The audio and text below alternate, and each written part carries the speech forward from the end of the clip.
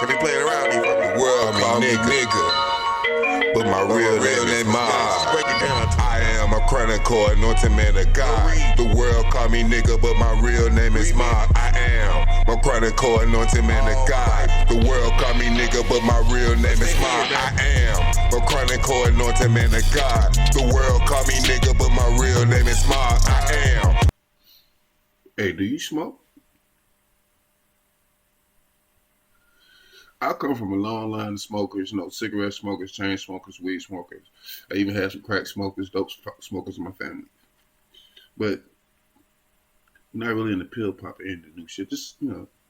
So, what I be doing, because, I'm just a regular ass nigga to keep myself calm over here in America, is just trying to get my motherfucking medicinal card. However, though, hey, man, you're going to have to switch up a little bit and probably light up one for the information we're about to go into right now, because for some people, this is an extremely touchy situation. But it's history. Now, what we're researching is plantation living and the things that were found or discovered while you was on the plantation. Now, one thing that we've been talking about is the granddaddy. And, him being brought to the plantation, him being bred as a fighter, like, Apollo Creed type shit, knocking niggas out. And that was in the physical. People could see that. But it was just something else about Granddaddy that people could see that intrigued them even more, right? My brother, I'm going to tell you this. A wise old man told me this. Keep your swipe in your pants, man. That's how you make the world dance. Say it again. Keep your swipe in your pants, man. That's how you make the world dance. See, if you control your sexual desire, my brother, and control the way you move and think with the tool in between your head and not in between your leg, the world is at your feet. Everything you want to do is what you want to do. But more people are worried about the head in between your legs than you're aware of. And more people just love you than you're aware of. More people are in tune with what you got going on, my nigga, than you're aware of. But right now, we're going to discuss a real dangerous thing in America, which is the origin of interracial relationships. I know I had to say it out loud. I'm sorry. This is a touchy situation for some. Because based on my research, the niggas in the cotton field, on the project, on the breeding farm. I'm talking about the niggas now. I'm not talking about the colored or the ascendant. They're different. And we're going to talk about them soon. But I'm talking about the niggas. Especially the Mandingo nigga.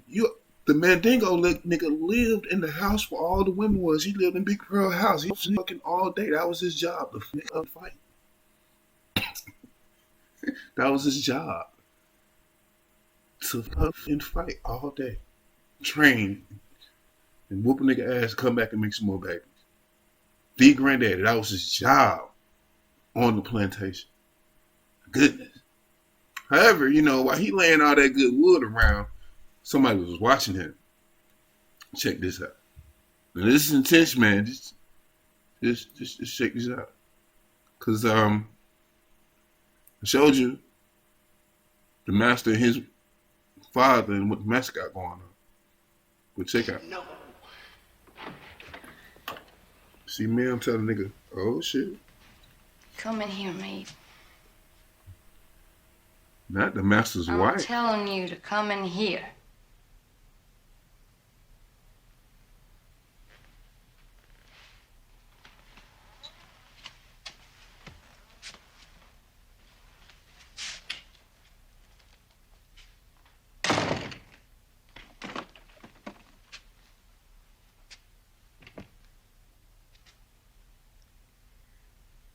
I want you to listen. Because I'm going to tell you a story. I want you to listen good. Sit down over there. Do you hear me? Sit down.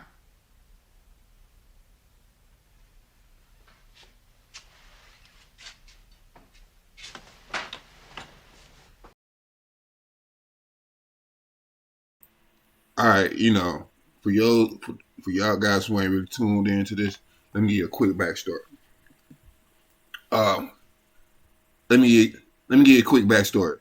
The whole situation is me been walking around the plantation flexing, and everybody been watching him, including the slave master's wife. Now, all I want you to pay attention to in this scene, outside of what she's talking about, if you're not even really paying attention to that because you know where it's going, is that she got the alcohol in her hand. She's drunk, man. The demon done took over. Remember, we got a session coming up where don't get mad at the person, get mad at the demon. But the demon on her, man. Listen what this demon's talking about, man. Let's go back off in this.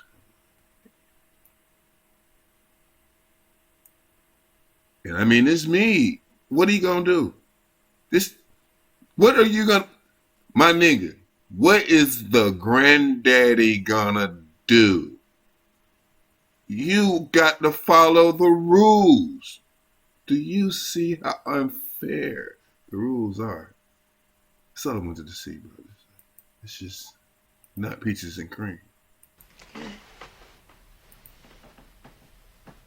Good. See? One day, I was walking alone in the woods. I was just walking nice by myself. And then you came up to me. You were in a sweet light, real sweet light.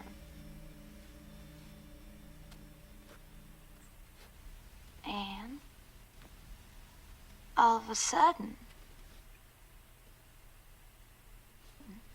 you attacked me. Miss Blanche, I never Hush done... your mouth. This is my story. You attacked me. You raped me. Now, when Master Hammond comes home, well, I gotta tell him. I gotta tell him what you done. What you think he gonna do? Whoop you? Sell you? Oh, no, maid. He's gonna kill you.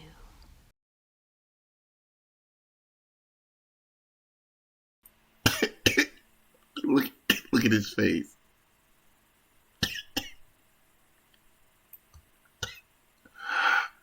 Hold on, let me get my scene together.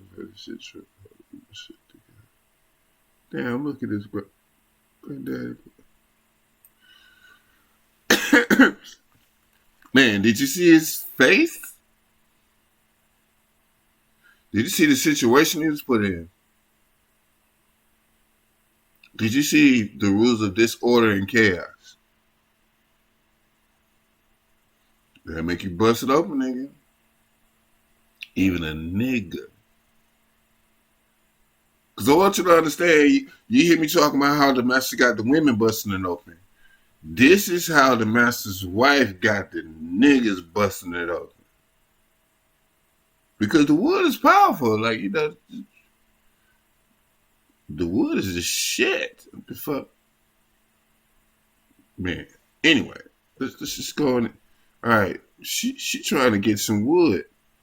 And, bro, this is the proposition she put in his face. Maybe I'm wrong. Let's see what she said. He won't believe you, Miss Blanche.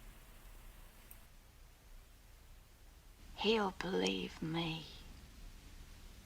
He won't believe a nigger.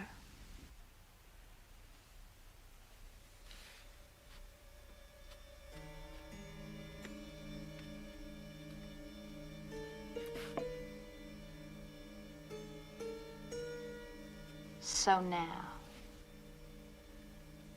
less'n you do what I want. I'm gonna tell him. I'm gonna tell him everything. Just like I said. Everything.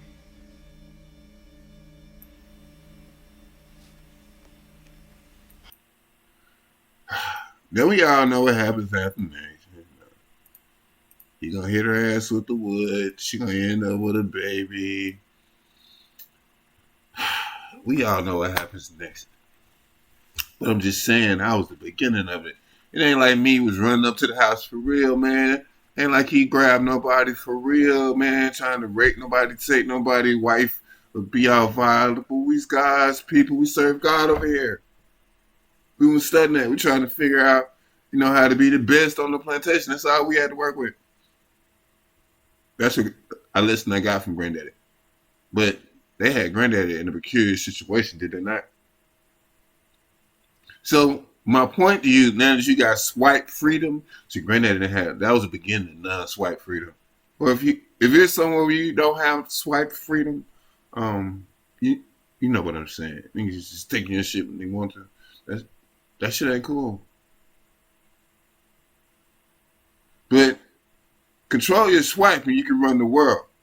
Because if you don't control your swipe, or somebody else can control your swipe, it's going to end up with you getting motherfucking boiled alive, murdered.